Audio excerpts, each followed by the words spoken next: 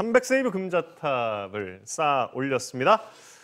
다 이 장면 1위가 될 것이라고는 뭐 예상을 하셨을 테고 지난 4월 25일 기아와의 경기에서 마무리 성공을 하면서 한 점 차 등판에서 마무리에 성공을 하면서 300세이브를 기록했습니다. 참 또 돌부처라는 별명이지만 돌부처도 이런 대기록에 또 주변의 축하를 받으면 환하게 웃는다라는 것을 또 보여준 장면이 아니었나 하는데 어떻게 보셨어요, 이 오승환 선수의 300세이브?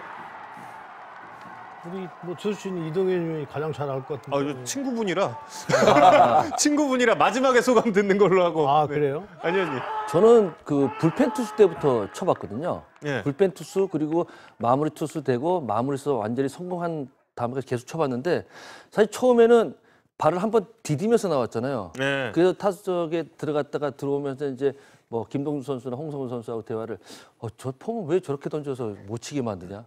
공이 좋았다는 얘기는 못했어요. 근데 점점 치다 보니까 이제 마무리 투수가 돼서 마무리 투수 던지는데 타이밍도 못 맞추겠는데 공이 뭐 그 바위돌이 하나 나오는 것처럼 굉장히 묵직하게 약간 먹히면은 손가락 그 엄지 손가락이 들릴 정도로 참 그 무게감 느껴질 정도로 그런 좋은 공을 쳐봤고 그리고 나중에는 분명히 이제 포심밖에 안 던지는데도 불구하고 알고 있음에도 이건 참 못 치겠다 이런 느낌까지 다 경험을 해봤는데 역시나 그런 그 기본적인 공을 가지고 있었기 때문에 300세이브를 하지 않았나 이런 생각이 들어요. 네. 저는 그 방송하면서 오승환 선수를 보면서요. 변화구도 안 던지고 빠른 볼만 던지는데 왜 못 치지? 그런 생각을 의구심을 가졌었어요. 제가 들어가 보지 않았으니까. 네. 그런데 보니까 이 빠른 볼 하나만 가지고도 몸쪽도 던지고 바깥쪽도 던지면서 볼 끝에 힘이 있으니까 그거를 또 그런 데다가 아까 안경이 이야기했듯이 한번 딛고 나오잖아요. 거기서 타자들이 타이밍을 잘 못 맞춰 연결이 안 되니까 그러면서 너무 묵직한 볼을 던져서 타자들이 치지 못하는 거 나중에는 이해를 했는데 처음에는 정말 이해를 못했습니다. 왜? 보통 투수들이 마운드에 올라가서 아무리 볼이 빨라도 변화구를 섞지 않으면 단순하게 타이밍을 맞춰서 그 운나 타자도 빠른 볼 잘 치잖아요. 근데 처음에는 이해를 못했다가 나중에 그냥 그 부분을 점점 이해하게 됐죠.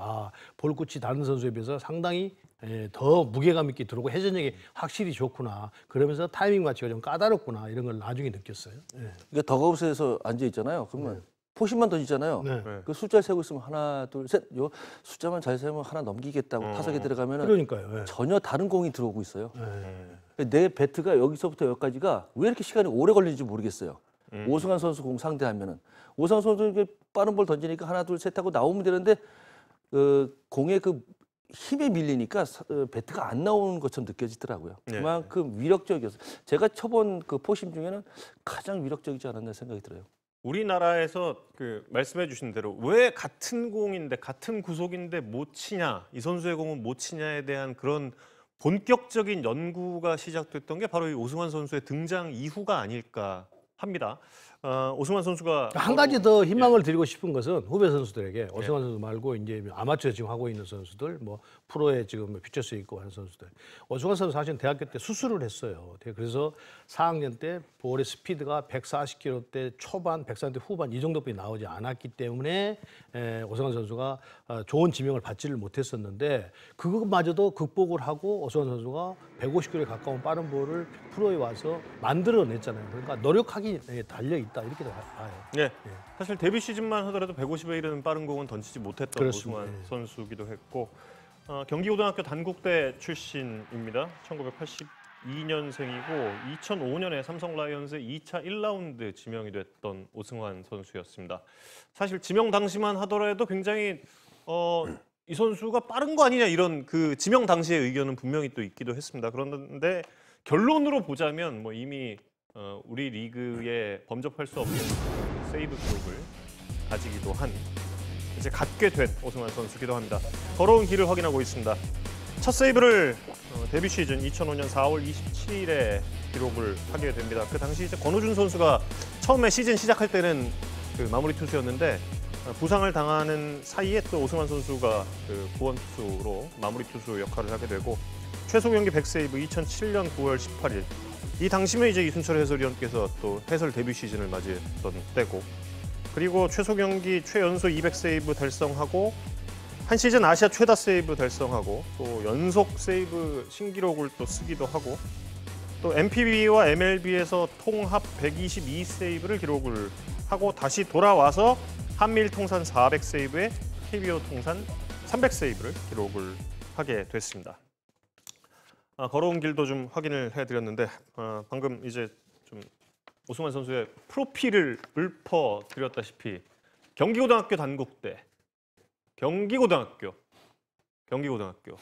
예, 동갑내기 경기고등학교 동기동창. 네, 이동현 해설위원은 지금 오승환 선수의 이런 그 기록을 보면서 좀 어떤 생각이 드는지 궁금한데. 솔직히 옛날 생각이 좀 많이 났고요. 제가 오승환 선수하고 고등학교 2년 동안 같이 생활을 했거든요. 예. 전학을 서로 같이 와서 사실 어렸을 때부터 같은 동네에서 야구를 했기 때문에 좀 친했었는데 같은 학교에서 훈련을 하면서 저는 오승환 선수의 승부욕을 배웠던 것 같아요. 사실 저도 물론 야구를 잘 하지는 못했지만 오승환 선수와 함께 서로 경합을 하다 보니까 고등학교 때부터 제가 조금 빛을 조금 빨리 봤던 건 사실이고요.